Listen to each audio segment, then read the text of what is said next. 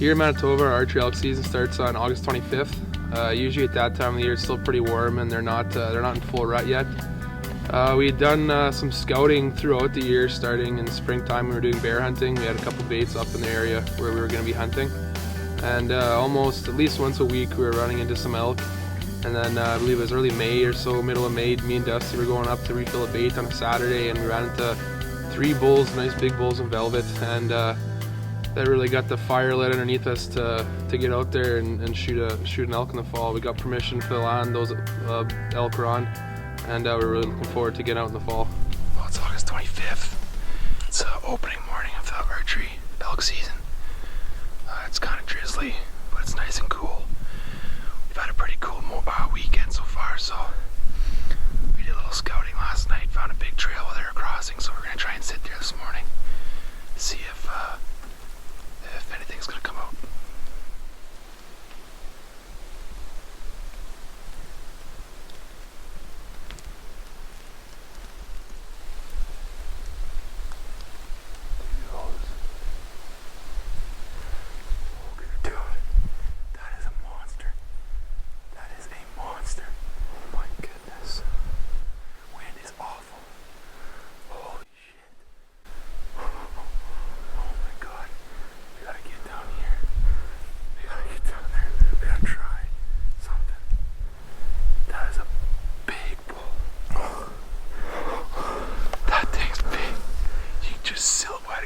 Dude, fog. We sat all morning on a big crossing we found last night, and no activity, nothing moving, so we got up around 8 o'clock and we just figured we'll go walk another 200 yards to the end of the trail. 2 white-tailed does came out, so we watched them for about a couple minutes. We got to the corner, I looked down, there was nothing, and Troy looked, and there was an elk on the trail about 250 yards, and then right behind that elk was a big silhouette against the fog. All you could see was antlers, so we're gonna try and sneak around them, but the wind's just swirling. It's just crazy today. The wind's all from every direction. So as much as we want to go after that bull and the elk that are in here, best decision is probably to back out, wait for a day where we got a stable wind, and then we'll go from there. Well, it's morning number 2. It's a lot nicer than yesterday morning. Clear skies and about 6 degrees. We pulled into our parking spot this morning and there was a cow elk 35-40 yards from the road. So we're hoping that's a good sign. She kind of took off a bit, but we're going in from the opposite side today, hoping that the wind stays a little more stable and in our favor. And we're gonna set up a decoy, cow decoy, and do a little chirping. See if maybe we can get that bull from yesterday to come check it out.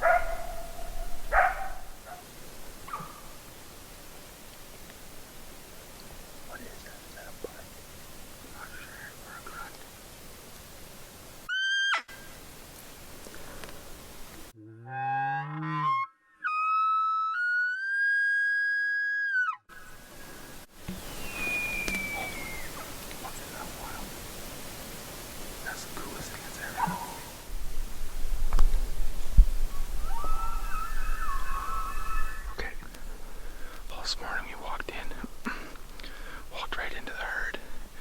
We had a snort at us, and all of a sudden we could hear bulls fighting. We hunkered down. We had a bull well within bow range, 30 yards, but it was too dark. Now they've moved north and they're grazing, so we're gonna head north, try and catch them coming back to the bedding area. Let's go to her. So after we hunted that morning, we had elk all around us. They kind of moved to the north and they were grazing, slowly moving away from us. So we did some calling. We couldn't get anything to come back towards us. So of course we got up, we moved about 50 yards. Then we noticed there was a bull making his way towards us. So we're kind of in the open. We just hunkered down. There's a little fence in front of us, a little bit of undergrowth.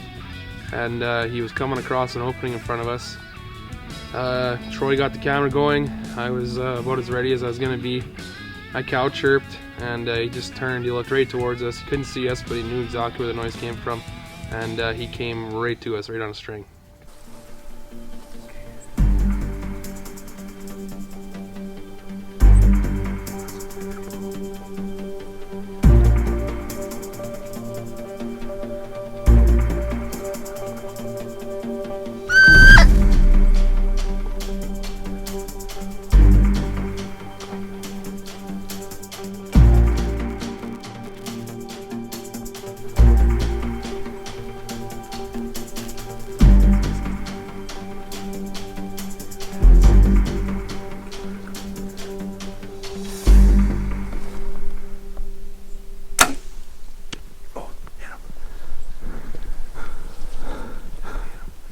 Did you hit him good? Oh, he's gonna go down, Troy. Did you hit him good? Troy, I think so. I think he's gonna go down. On the second day. Okay, let's not freak out yet. How are you feeling right now? Ecstatic right now, I think that's the word you can use. Be a little better once we know. When he turned, I thought he was gonna go down right there. He was in the field and he like stumbled. That's what I thought. Oh, it's gotta be good, but a 50, 60 yard shot. Oh, I thought I heard him go down there and then I seen him running. Should we go check for blood? Yeah, let's do that. Okay. Oh man.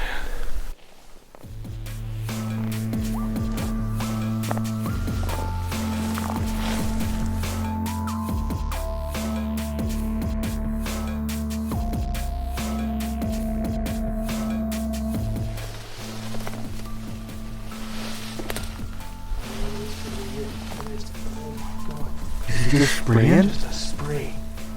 And look, there's that bubbles in that? Like bubbles in it. There's If bubbles that's in it. coming out of his mouth, he's done. There's bubbles in it. That's Done. longer as he's dead. Oh my god.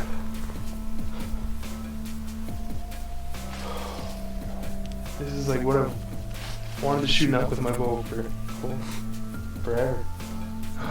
Okay, so we found blood. Didn't look great at first, but once we got to some bush here, it looks good. There's lots. There's bubbles in it. So it looks like he's gonna be dead. So we're gonna back out and go get a bike. That way we can get him out of here and give him some time. Bulls are still bugling in the distance, so we want to try and be as quiet as we can. But I think the only way to get that guy out of here is gonna be a bike. He's pretty big, so give him some time, get a bike, and come back and we'll get our hands on him.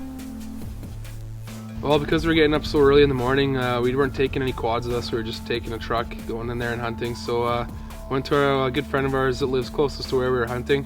It was still super early. We had to go into his house, drag him out of bed.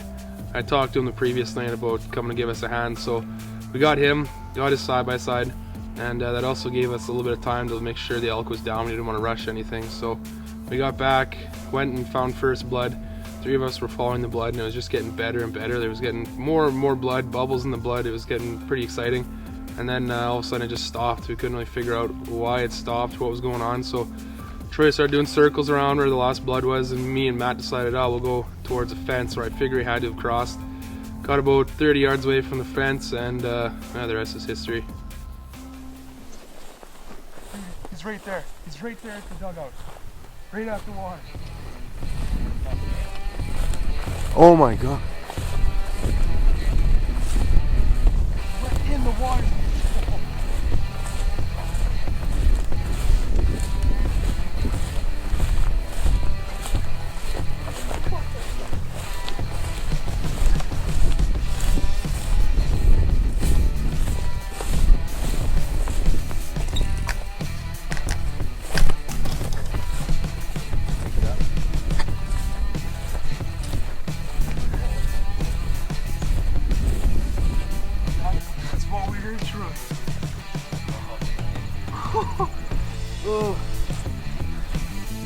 Attaboy. Right where I aimed. 2x2 my ass. I got you on that one. Like, what a beauty. Yeah, that's a nice one. God. Yeah. When we heard that splash, that was him in Look, the your water. arrow's still in there. He's still right there, yeah.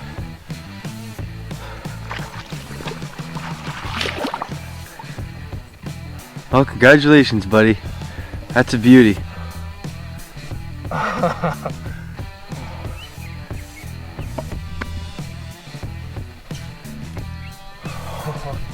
Man, come over that corner and seen that rock sticking up there. No, he's in the water. Oh my god. I gotta put my hands on this thing. Look at that. Beauty, 655, buddy. Well, gotta give big thanks to Troy for coming out filming these first 2 days. It's been unreal. We managed to find where they were. Saw that big one yesterday, and man, he worked till 2:30 in the morning last night, and then he was up at 4 when I got there and come back out here. Big thanks to Dusty for helping with all the scouting. I wish he could be here right now, but we'll make sure he's out here when Troy gets one. Just an unbelievable morning. All that vocalization from the Elks and the Elk, sorry. And man, I was starting to get scared tracking him. He didn't go far at all, but no good blood at first and lots of blood. Then crazy, there's a cow right behind me. Wow, there's elk behind me right now. It is unbelievable.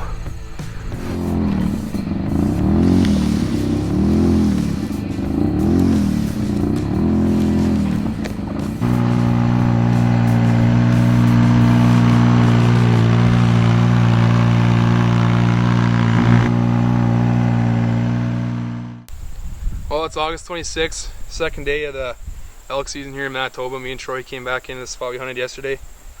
And we came from a different side, walked right into the herd. And we had bugling all morning. They kind of took off and then Troy bugled. And then this guy came back out and he cow chirped, or I cow chirped. And he came into 60 yards, and I've been practicing at that distance all summer. So put the arrow just in between his center of his chest and his shoulder blade and smoked him. First archery elk for me, first bull elk for me. Couldn't be happier. I gotta thank Troy for coming along and filming these last 2 days, and Dusty for helping with scouting and everything. Just as much their elk as it is mine. It's been an awesome but short elk season this year. So that put an end to my season pretty quick. It was only the second day. We hunted pretty hard the first day and the second day, but nowhere near as hard as we hunted with Troy. After those first 2 days, you know, we kind of got in our heads that it might not be too hard to get another one, but it was definitely difficult. Finding elk wasn't too hard, but trying to fool them and get within bull range, that was the hard part. We had bulls within range of 30-40 yards a couple times, but the area we're hunting, the brush is just so thick that it'd be 30 yards away, you could hardly even see them. So we hunted hard. Troy definitely could have shot a couple cows, but he wanted to wait for a bull. Every cow that he had a chance at, there was a screaming bull behind him, so it's hard to shoot that cow. So we hunted hard, and we learned lots, that's for sure. It was our first successful elk season. Me and Dusty elk hunted last year and didn't see a single elk actually, so this was definitely a big step up from last year. So we hunted hard, and it was a lot of fun.